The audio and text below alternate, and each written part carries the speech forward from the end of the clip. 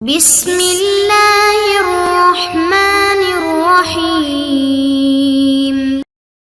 السلام علیکم معزز طلباء کرام، آپ سب کیسے ہیں؟ آج ہم نور الانوار کے سبق نمبر 371 کو پڑھیں گے۔ آج کے ہمارے سبق کا عنوان ہے حیث اور این کا بیان۔ آج کے ہمارے سبق کی عبارت وہ حیث اور این اسمان للمکان سے شروع ہوتی ہے، اس لیے آئیے سب سے پہلے ہم آج کے سبق کی عبارت پڑھتے ہیں، اس کے بعد اس کی وضاحت کی طرف بڑھتے ہیں۔ مصنف علیہ رحمہ لکھتے ہیں وحیث و این اسمان للمکان، اور حیث اور این یہ دونوں مکان کے اسم ہیں۔ فَإِذَا قَالَ أَنْتِ طَالِقٌ حَيْثُ شِئْتِ أَوْ أَيْنَ شِئْتِ أَنَّهُ لَا يَقَعُ مَا لَمْ تَشَاء، تو پس جب کسی نے اپنی بیوی سے کہا کہ انتی طالق حیث شئتی یا این شئتی، کہ تجھے طلاق ہے تو جہاں چاہے جیسے چاہے، تو عورت جب تک نہ چاہے طلاق واقع نہیں ہوگی۔ لِأَنَّهُمَا لَمَّا كَانَ لِلْمَكَانِ وَالطَّلَاقُ مِمَّا لَا يُخْتَصُّ بِالْمَكَانِ أَصْلًا فَيُحْمَلُ عَلَى معنی ان شئتی فلا یقع ما لم تشاء، اس لیے کہ یہ دونوں جب مکان کے لیے موضوع ہیں اور طلاق ان چیزوں میں سے ہے جو مکان کے ساتھ مختص نہیں ہیں، تو اس قول کو ان شئتی کے معنی پر محمول کیا جائے گا، تو پس طلاق واقع نہیں ہوگی جب تک کہ عورت نہ چاہے۔ وَتَتَوَقَّفُ مَشِيَّتُهَا عَلَى الْمَجْلِسِ بِخِلَافِ إِذَا وَمَتَى لِأَنَّهُمَا لَمَّا جُعِلَا بِمَعْنَى إِنْ وَأَنْ يَقْتَضِيَ عَلَى الْمَجْلِسِ فَقَضَاهُمَا، اور فرمایا کہ یہ اس عورت کی مشیت جو ہے وہ مجلس پر موقوف رہے گی برخلاف اذا اور متى کے، کیونکہ جب ان دونوں کو ان کے معنی میں قرار دیا گیا ہے اور وہ مجلس پر موقوف رہتا ہے تو یہ دونوں بھی ایسے ہی ہوں گے۔ وَإِذَا وَمَتَى يَدُلَّانِ عَلَى عموم زمان وَكُلِّيَّتِهِ فَلَا يَتَوَقَّفُ الْمَشِيَّةُ فِيهِمَا عَلَى الْمَجْلِسِ، اور اذا اور متا یہ عموم زمانہ اور کلیت زمانہ پر دلالت کرتے ہیں، لہذا ان دونوں میں مشیت جو ہے وہ مجلس پر موقوف نہیں ہوگی۔ وَإِنَّمَا لَمْ يُجْعَلَ بِمَعْنَى إِذَا وَمَتَى لِأَنَّهُمَا إِذَا خُلِّصَا عَنْ مَعْنَى الْمَكَانِ فَالْأَقْرَبُ إِلَيْهِمَا هُوَ أَنَّ الدَّلَالَةَ عَلَى مُجَرَّدِ الشَّرْطِ وَلَا يُنَاسِبُ أَنْ يُجْعَلَ عموم المکان مستعارا من عموم الزمان فلكل واحد من کیف وکم وحیث وأین مشابہۃ من معنی شرط فلذلك ذکرت فیہا، اور فرمایا کہ حیث اور این کو اذا اور متا کے معنی میں قرار نہیں دیا گیا کہ کیونکہ یہ دونوں جب مکان کے معنی سے خالی ہوں تو ان سے جو چیز زیادہ قریب ہے وہ کلمہ ان ہے جو محض شرط پر دلالت کرتا ہے، اور یہ مناسب نہیں ہے کہ عموم مکان کو عموم زمان سے مستعار قرار دیا جائے۔ پس کیفا کام حیث اور این میں سے ہر ایک معنی شرط کے مشابہ ہے، اور اسی وجہ سے ان کلمات کو حروف شرط کے بیان میں ذکر کیا گیا ہے۔ جی طلبہ کرام، یہ تھی ہمارے آج کے سبق کی عبارت، اس کا ترجمہ۔ آئیے اب اس کی وضاحت کی طرف بڑھتے ہیں۔ تو مصنف علیہ رحمہ نے حیث اور این کو ان دو کلموں کا ذکر کرتے ہوئے ان دو کلموں کا فرمایا کہ یہ دونوں کلمے حیث اور این یہ دونوں کلمے مکان کے لیے موضوع ہیں، لیکن اگر کسی نے انتی طالق حیث شئتی یا این شئتی کہا تو بغیر عورت کے چاہے طلاق واقع نہیں ہوگی، اور عورت کا یہ چاہنا مجلس کے ساتھ خاص ہوگا، یعنی اگر عورت نے مجلس کے بعد چاہا تو اس پر طلاق واقع نہیں ہوگی، کیونکہ حیث اور این دونوں مکان کے لیے وضع کیے گئے ہیں۔ مگر طلاق چونکہ کسی مکان کے ساتھ خاص ہوتی نہیں ہے بلکہ جب بھی واقع ہوگی تو تمام مکانات میں واقع ہوگی،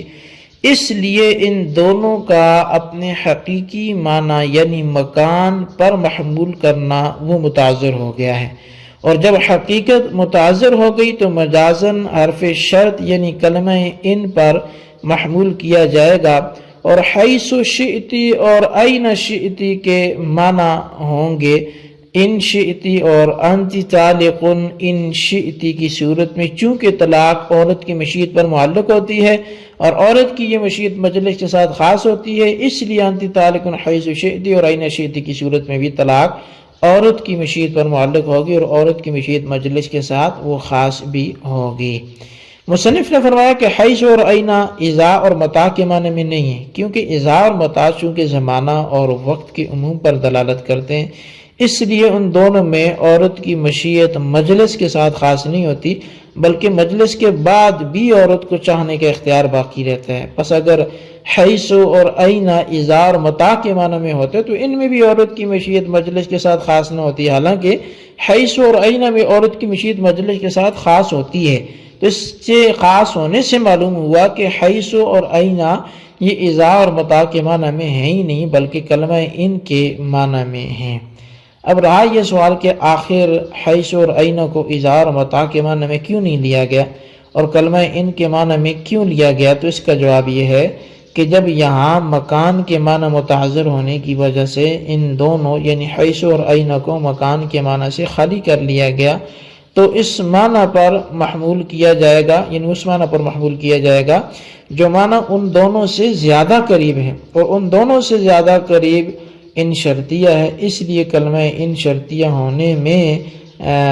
اذا اور متاع کی بنسبت اصل ہے، کیونکہ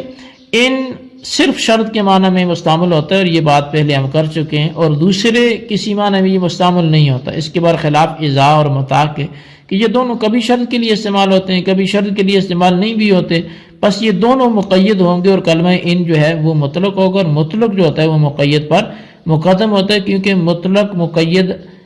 جو ہے وہ مقید ہی کا ایک جز ہوتا ہے، اور جز جو ہے وہ کل پر کیا ہوتا ہے، مقدم ہوتا ہے، لہذا مطلق بھی مقید پر مقدم ہوگا۔ اچھا، جب مطلق مقید پر مقدم ہے تو حیث اور اینا یہ کلمہ ان سے زیادہ قریب ہوں گے نہ کہ اذا اور متاع سے، اور جب ایسا ہے تو حیث اور اینا کو کلمہ ان کے معنی پر محمول کرنا یہ مناسب ہوگا، اور جب